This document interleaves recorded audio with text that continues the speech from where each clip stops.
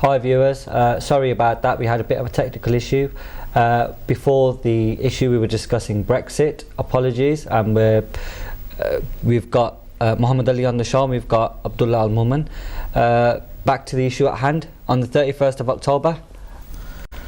Well, there is no straightforward answer to this question whether we can have a Brexit on 31st of October 2019. As you see, it's highly unlikely, because we have seen that. I was going to come in there. Boris Johnson was the one who was saying that we are going to be leaving on 31st of October, and he would rather die in a ditch than ask for an extension. No ifs, no buts. People say that when they become a politician, they sometimes make a statement in the best interest of the politics. But what happened is now the situation is, as we see that what we have got in the last few days in the parliament, that Boris Johnson, he won the approval from the MPs in the parliament in favor of his withdrawal agreement, but the next day he had to go through that fast track this debate on his bill, and he wanted to have this deal negotiated and debated and scrutinized within these 3 days.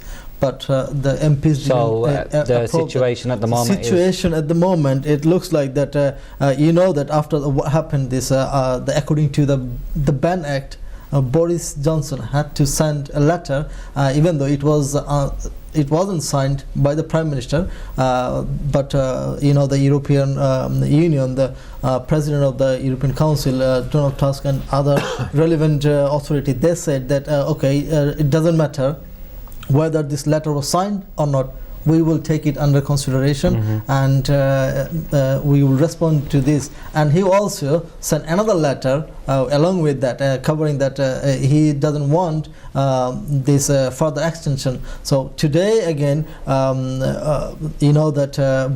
today again, Boris Johnson, he said that he wants an election somewhere in December, could be to 12th of December 20. So it's more than likely we will have an extension.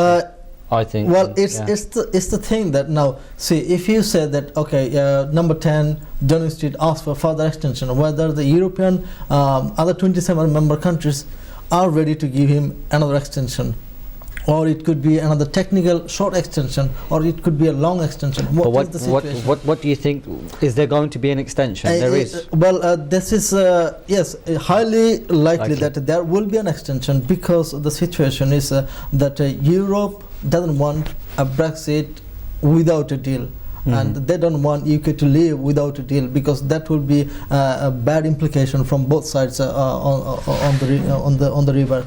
So what's the situation now? So they will probably give extension, but it could be another 3 months extension, or it could be another technical short extension, or it could be somewhere like June 2020 or end of 2020. The reason is that they saying Abdullah, that if we keep getting these extensions, then all that's happening is we're prolonging the issue, and it needs to be dealt with. Do you not think? If you are not, like for example, when I say if you are not, if the European Council, they don't want to give an extension, what will happen is with the current situation, the way it is going, that then there will be automatic no deal Brexit on 31st of October. They has to give an extension. It could be 3 months or technical short extension, anything.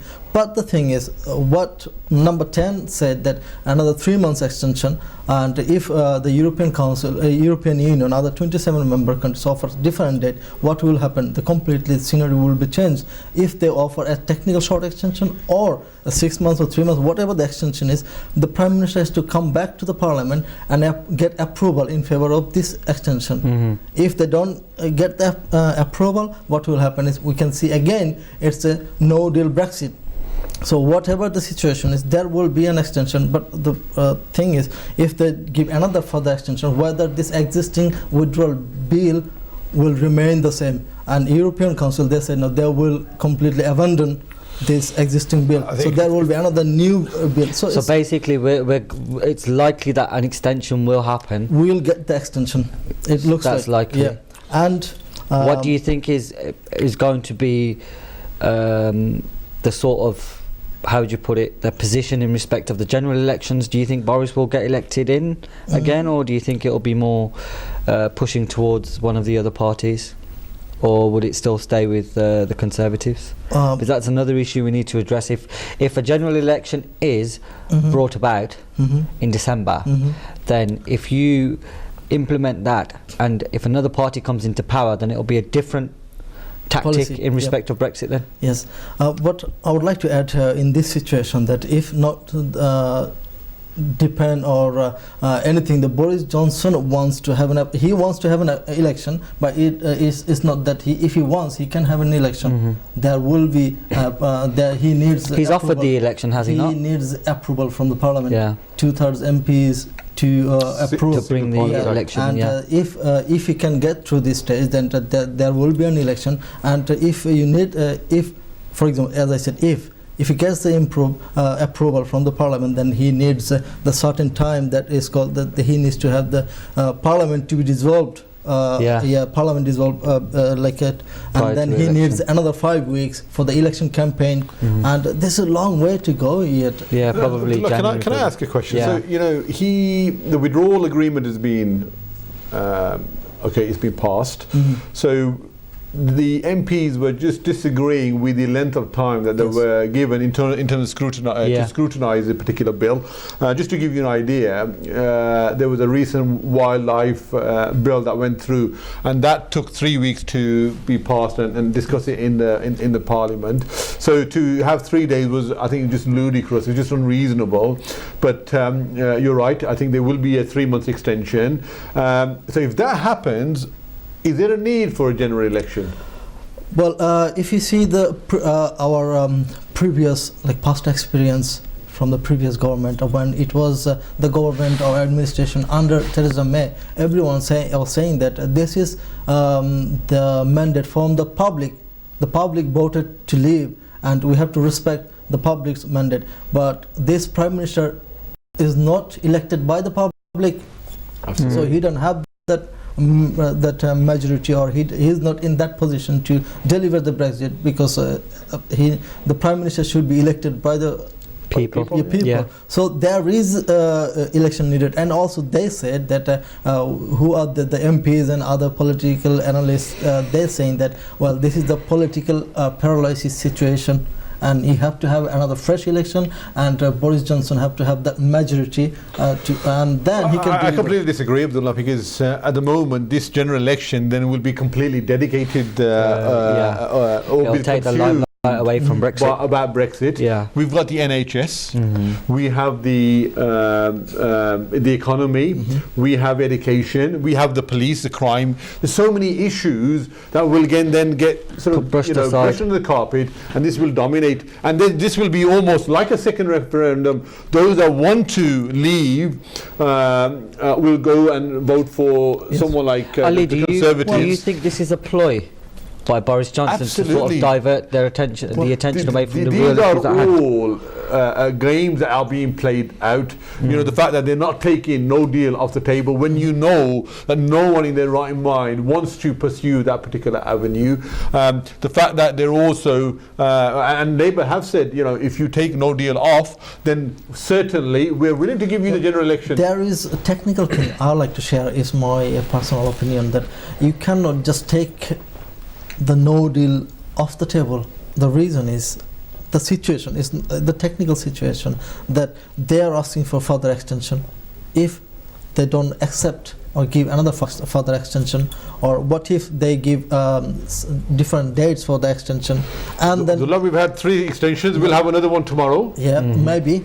So on Friday, 5 o'clock, you can say, look, I'll take no deal off the table once they've got the extension. Then, you know, I would say this is again is kind of a business-minded situation. If you take the no deal Brexit off the table, then one of this party can be very reluctant to negotiate further what's like positive or negative thing. So this is why probably, I think, from my opinion, the no deal is in the right place. I think with the no deal, I think it's the UK trying to play a bit of hardball.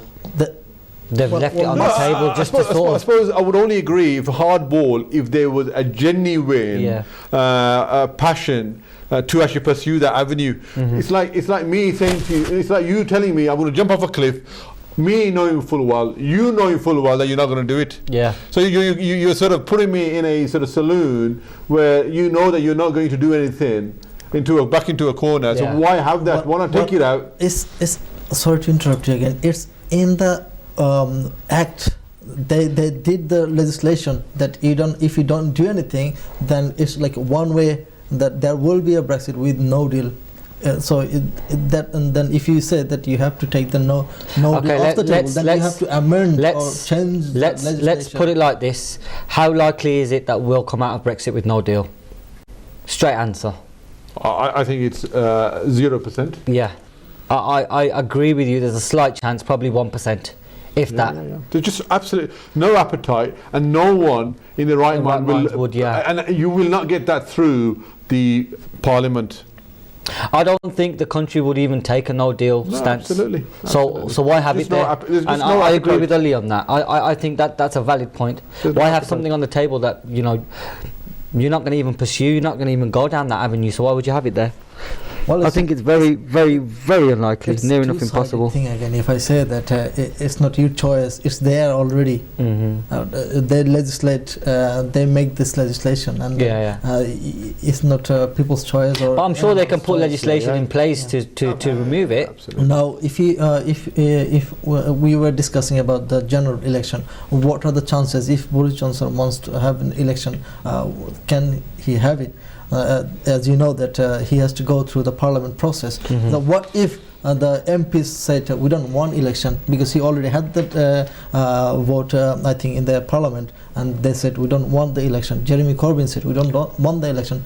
Does he have any options? We don't want the election until you take off the no deal. No deal, So you're asking for election, but it's not yours to have it.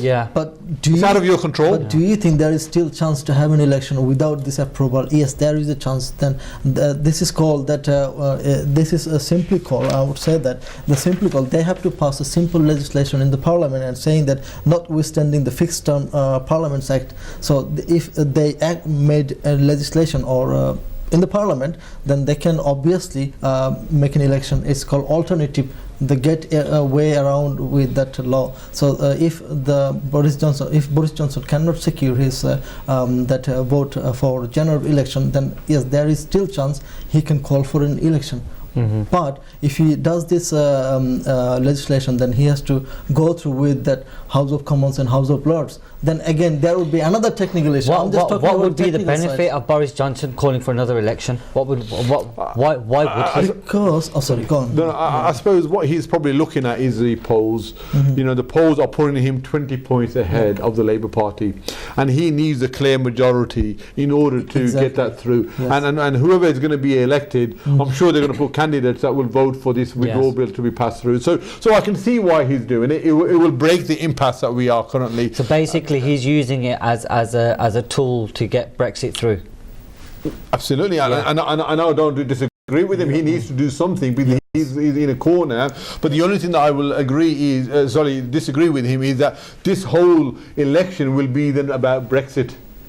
All the other issues, other parties may have fantastic policies around about human rights, about education, migration, whatever, and those will not even entertain or see the light of the day. No one will even discuss it because the whole Brexit issue will dominate the airwaves. You're right, but after all this thing, still he has another choice. Oh God! If he wants to have an election.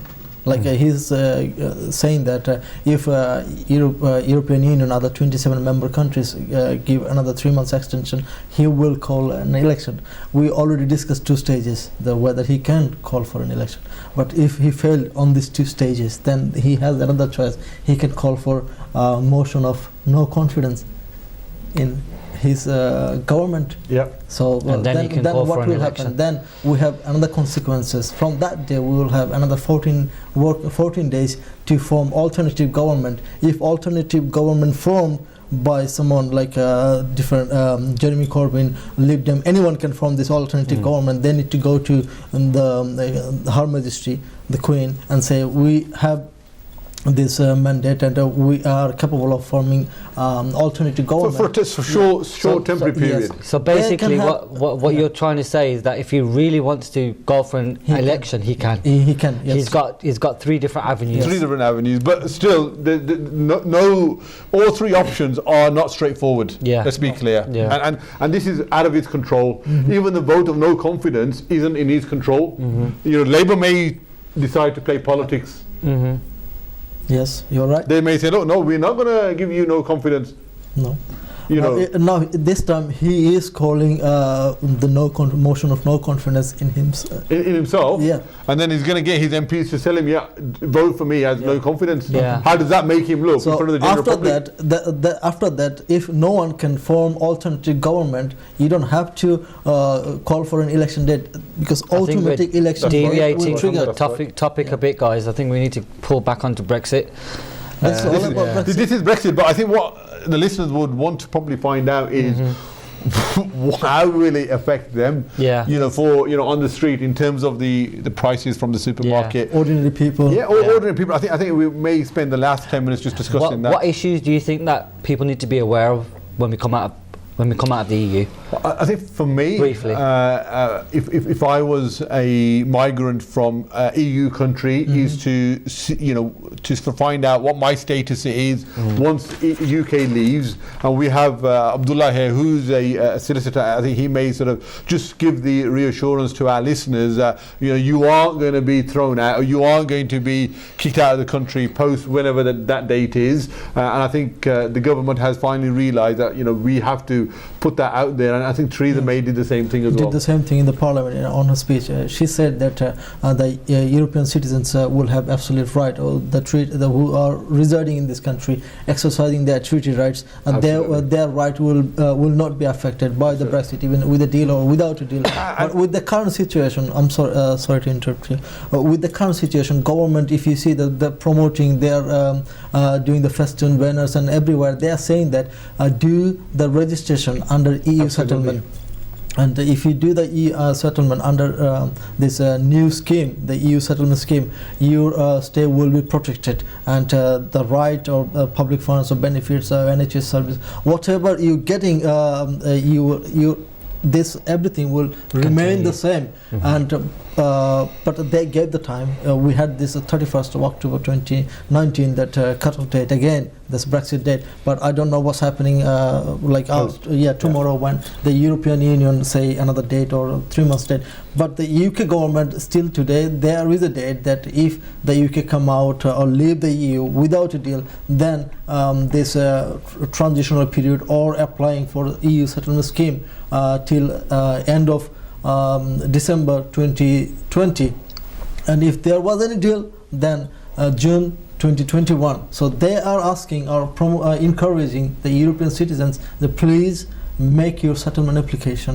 So in short, if the EU citizens make the settlement application, they can secure their stay. Absolutely. They can secure their stay. And what about the impact in respect of jobs, in respect of inflation, food prices, general living? I think that's a bit more harder to predict, because we do have the Yellow Hammer report. Yes. We also the Yellow Hammer report gives us an insight as to what will happen. It was conducted by experts, so they've got more of an understanding with what would happen than say you or I. So I think that's a fairly good indication. Yeah, and I suppose most people would want to know, that there aren't going to be lack of housing. The housing is a real issue for people that, if they are on a waiting list for a council house or for social housing, there'll be a lot more opportunities now that, when they are out of Europe, the EU net migration will fall. People are also worried about, having to wait 3 or 4 weeks for a GP appointment. I think these need to be considered not only in terms of the migration, but also I would say is the lack of investment over the last 10-15 years into these services. So we've had GP numbers falling. We've had the amount of investment in the police officers falling, in terms of also into school places falling. So when you've got pressures from both sides, inevitably people in the middle will say, look, they're going to blame something. And when you're not in connection with your MPs or with the House of Parliament, you will always put them to one side. It was like the banking crisis. Even though the bankers have caused this economic crisis, that again was then put down to the common Joe person on the street and to EU migration. So I think we have to balance it at the moment. The future is unknown. We don't know what it will look like, and also negotiating a trade agreement is not something that is done over a matter of weeks or days. It can take many years. Let's get back to something that our viewers would want to know. Let's discuss the Yellowhammer report. I think that's a key bit of information that we can sort of enlighten them to as to what implications there might be when we come out of Brexit. I think they should be aware of that too. No, absolutely. So this is when the government, they have to do due diligence, in terms of all three options that you mentioned earlier, in terms of what it means. So they commissioned a report, and you bring experts from the various industries to come forward and give an insight. And it's all about prediction as well, because no one knows, no one has a magic ball as to what the future will look like. And that report was a great indictment in terms of what it will mean in terms of leaving EU without a deal, and that was very devastating. And I think from there on, the government did try to hide that and not try to publish it, but I think there were snippets that we came out. So I think all experts and everyone, hence why I'm saying, look, no deal is to be avoided at all costs. What was the general consensus in respect of the Yellowhammer report, just briefly? So in terms of what it was, in terms of employment figures, in terms of the economy, in terms of us having people coming from other countries as well, migration, and everything. It looked very bleak. Okay. So there was no positives to come out of it. And again, Abdullah, I think you've also had a look at the Yellowhammer report. Is there anything that I've missed? Please. No, you are right, absolutely right. But this is a brief thing. Absolutely. And, the precise, if you say that, I must agree with what you said. Absolutely right. Okay, so the main things that will be affected, obviously, the ones that we need to be aware of is employment. Yeah. And obviously the cost of living. Oh, that's going to go up. Healthcare. I know there's the issue mentioned earlier in respect to privatisation of the NHS. Would that be more likely if we come out of the EU? There's a real chance, because everything will be up for negotiation. So you can't then say, okay, NHS is not up for grabs, because when you're negotiating, people will want all your best assets. So you do. So in your opinion, do you think it's likely it will go private? Absolutely. And also, we don't know. A lot of our medicines come over from Europe. There may be border checks for livestock, for the freight that comes in, for medicine that comes in. For most medicines, okay, if there's a delay of 1 or 2 weeks, but there's some that are urgent treatment. They cannot be delayed. They may go off in that waiting period. Patients may die, or certainly will be adversely affected in terms of their health. So you think, in respect of the transition period from coming out of Brexit, there are going to be underlying issues that will. There will be. I think personally, the main thing I'd want people to be aware of is obviously the financial position. If the cost of living goes up, people really need to consider their position, because if the salaries aren't going up with the cost of living, then that's something that's going to affect everybody, not just the lower class.